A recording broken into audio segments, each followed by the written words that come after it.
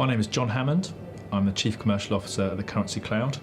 We're a FinTech business, and our mission is to reimagine the way that money moves through the digital economy. And the way we do that is that we've built an entire business process to make an international payment. And what that means is, for our customers, they can integrate into that solution, and they can outsource that entire process to us. And through that single integration, they get access to a whole suite of services that they traditionally would have had to build and put together. Our client base is focused predominantly on the digital space, but it does include banks, payment service providers, remittance companies, e-commerce companies, and other financial institutions.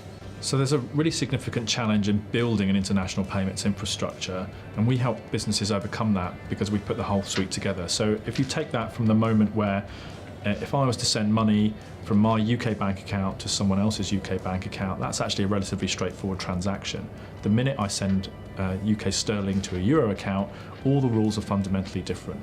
And they can be as simple as compliance and regulation, they can be as complex as having a bank account to put that money in, and they can involve a whole series of checks and balances, moving the money between different currencies, a whole series of things that have to happen in a particular sequence for that money to be moved. And what we do is that we figured out all those various bits. So for example, if I choose to send money to a company, and that company is called a beneficiary, that beneficiary has different requirements depending on which country they sit in.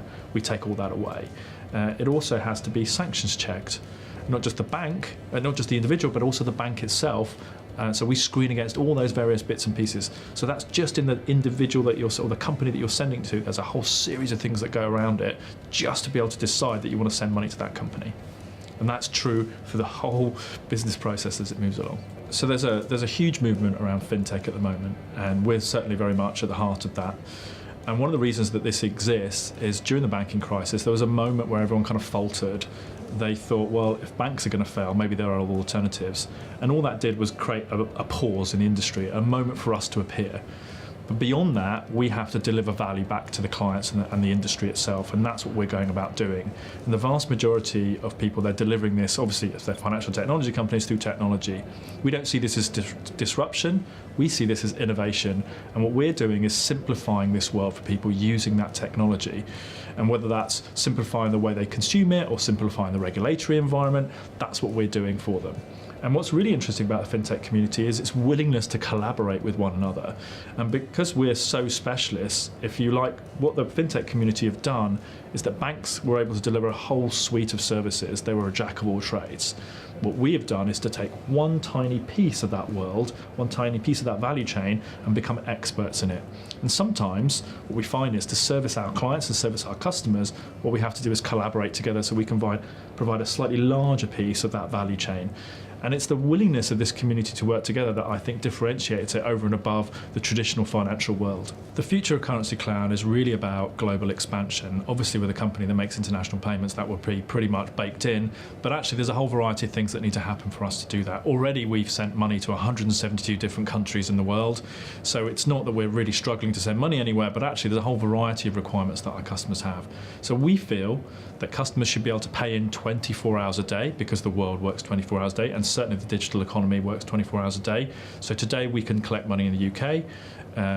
At the end of this month, we'll be able to collect money in the US. Huge regulatory requirements, and actually fundamentally different regulatory requirements. And in the following years, we'll be able to collect money in Asia. What that allows us to do is collect money around the clock, 24 hours a day, anywhere in the world.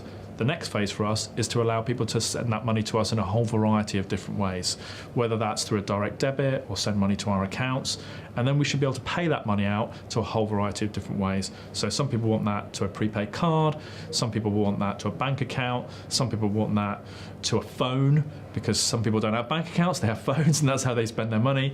So to service our end customers through our clients, we have to have a whole variety of different ways of moving that money around.